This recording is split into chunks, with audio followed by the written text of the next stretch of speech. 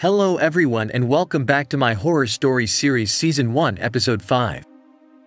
I am Barbos, your BSGG storyteller, and today I will share with you another story. This time will be a chilling one that I am sure will keep you on the edge of your seat, and with every twist and turn you will find it captivant. It was a dark and stormy night, and Rachel was home alone. Her husband had gone out of town on business, and Rachel was left to fend for herself in their old, creaky house. She had always been afraid of the dark, and tonight was no exception. As Rachel was getting ready for bed, she heard a strange noise coming from outside. It sounded like someone was tapping on the window. She tried to ignore it, telling herself it was just a tree branch brushing against the glass. But the tapping continued, growing louder and more insistent. Finally, Rachel got up and walked to the window, her heart pounding in her chest. She peered outside, but saw nothing. Just the dark, swirling rain and the occasional flash of lightning. Rachel tried to calm herself, telling herself that it was just her imagination running wild. But then she heard it again. This time, the tapping was coming from the front door. Rachel froze, her breath catching in her throat. Who could be knocking on her door at this hour? She tiptoed towards the door, her hand shaking as she reached for the doorknob. As she opened the door, a gust of wind blew into the house, sending chills down Rachel's spine. But what she saw next was even more terrifying. A figure was standing on her doorstep, shrouded in a dark cloak. Rachel couldn't see their face, but she knew that this was no ordinary visitor. "Can I help you?" Rachel asked, her voice barely above a whisper. The figure said nothing, but handed her a small, black box. Rachel took the box and looked inside. There was a note that read, "Open at midnight." Rachel was terrified, but her curiosity got the better of her. She waited until the clock struck 12, then opened the box. Inside, there was a key and another note that read, "Follow the path behind the house." Despite her fear, Rachel felt compelled to follow the mysterious instructions. She grabbed a flashlight and stepped outside, the rain beating down on her. She followed the path behind the house, which led her deep into the woods.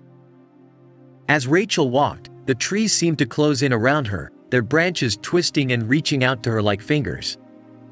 She heard strange noises coming from the darkness, whispers and rustling that made her skin crawl. Finally, Rachel came to a clearing. In the center of the clearing was a small cabin, with a light flickering in the window. Rachel approached cautiously, her heart pounding in her chest. As she stepped inside, she saw the figure from before. This time, she could see their face.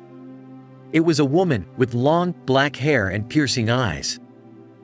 Rachel felt a jolt of recognition. She had seen this woman before, in her dreams. "Who are you?" Rachel asked, her voice trembling. The woman said nothing, but handed Rachel a small, black vial. "Drink this," she said. Rachel hesitated, but the woman's eyes bore into hers. She felt an overwhelming compulsion to drink the vial, as if her fate depended on it. She drank the liquid, and the room began to spin.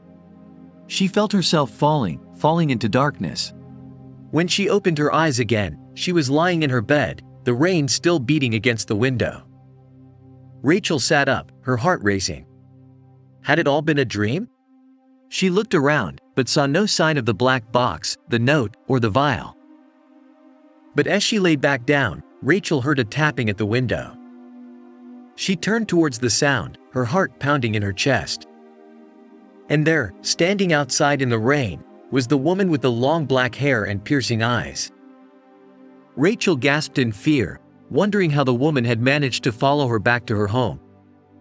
The woman motioned for Rachel to come closer, and Rachel, her curiosity overcoming her fear, got out of bed and approached the window.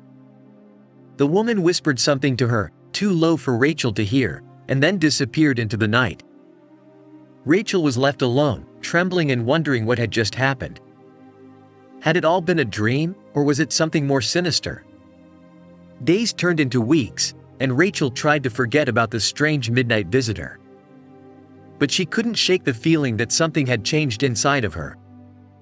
She began to have strange, vivid dreams, where she was walking through the woods at night, searching for something she couldn't quite name. And then, one night, she woke up to find the woman standing at the foot of her bed. This time, the woman was not shrouded in a cloak, but wore a simple white dress. Her hair was still long and black, and her eyes still glinted with an otherworldly light. "You drank the elixir," the woman said. "Now you belong to me." Rachel tried to scream, but no sound came out. She felt a force pulling her towards the woman, like a magnet. And then, everything went black.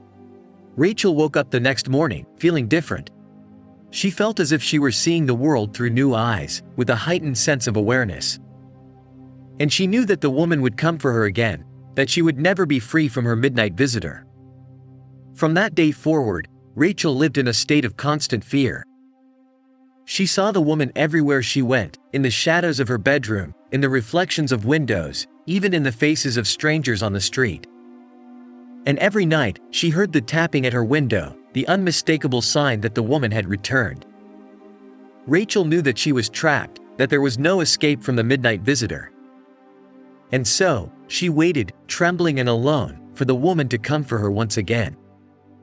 Days turned into weeks, and Rachel's health began to deteriorate. She stopped eating, stopped going outside, and stopped talking to anyone except for the midnight visitor. The woman had become her only friend, her only companion in the world. And Rachel knew that she was no longer in control of her own life. But then, one night, something strange happened. Rachel woke up to find that the woman was not there. She checked her window, but there was no tapping, no sign that the woman had ever been there.